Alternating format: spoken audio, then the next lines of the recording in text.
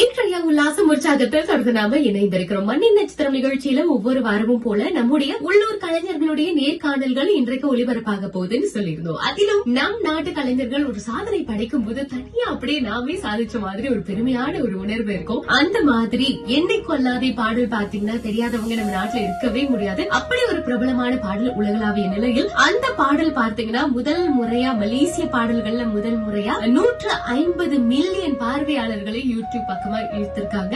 அந்த பாடலை கேட்டா கேட்டுக்கிட்டே இருக்கலாம். அதை பத்தி நாம சொல்றதை விட இசையமைப்பாளர் சித்தேஷ் கிட்டே பேசலாம். வணக்கம் சித்தேஷ், எப்படி இருக்கீங்க? வணக்கம் அஸ்வினி, எப்படி இருக்கீங்க? நான் சூப்பரா இருக்கேன். நலமா இருக்கோம். இப்போதான் உங்களோட ஆர்வம் எல்லாம் வேற நடந்திருந்தது. வாழ்த்துக்கள். ரொம்ப நன்றி, ரொம்ப நன்றி. சரி, இதை தொடர்ந்து கல்யாணத்துக்குலாம் எங்களை கூப்பிடுவீங்கல்ல?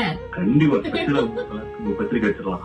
நிச்சயமா. சரி, நம்ம வந்து என்னை கொள்ளாதே பாடலை பத்தி தான் பேசணும். இந்த பாடலை பத்தி நிறைய முறை பேசியிருக்கோம். நிறைய சாதனை இந்த மாதிரியான சூழல்ல இப்போ 150 மில்லியன் பார்வையாளர்களை அடைஞ்சிருக்கு அப்படின்னும் போது உங்களுடைய உணர்ச்சி எப்படி இருக்கு? அதை பத்தி சொல்லுங்க. கண்டிப்பா சொல்றதுக்கு வார்த்தை இல்ல. ரொம்ப ரொம்ப ரொம்ப ரொம்ப சந்தோஷமா இருக்கு. ஏன்னா முதல் தமிழ் பாட்டு நம்ம நாட்டுல, நம்ம உள்ளூர் பாட்டு வந்து ஃபர்ஸ்ட் 100 மில்லியனும் இப்ப 150 மில்லியனும் தொட்டிருக்கு. அப்படின்றப்போ ரொம்ப ரொம்ப ரொம்ப சந்தோஷமா இருக்கு.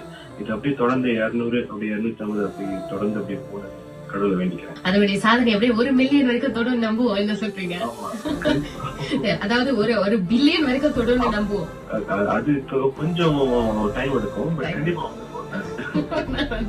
சரி, இப்போ இந்த பாடலை உருவாக்கும் போது நீங்க சொல்லிருந்தீங்க, நீங்க வந்து நிறைய விதமான இசை மெட்டெல்லாம் கொடுத்திருந்தீங்க. அதுக்கு பிறகுதான் வந்து இதை தேர்ந்தெடுத்தாங்க அப்படின்னு சொல்லி. ஆனா இந்த ஒரு மெட்டு கொடுக்கும் போது இவ்வளவு தூரம் வரும் அப்படின்னு நினைச்சு பாத்தீங்களா? சத்தியமா எதிர்பார்க்கல. இது கடவுள் கொடுத்த ஒரு வரன்னு சொல்லலாம்.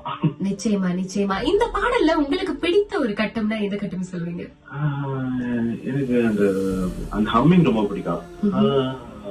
அந்த லைன் ரொம்ப பிடிக்கும். அந்த ஹம்மிங் பாட்டு. என்னை கொள்ளாதே பாடலை உங்களை பாட சொன்னா இப்ப பாடுவீங்களா? கண்டிப்பா. என்னை கொள்ளாதே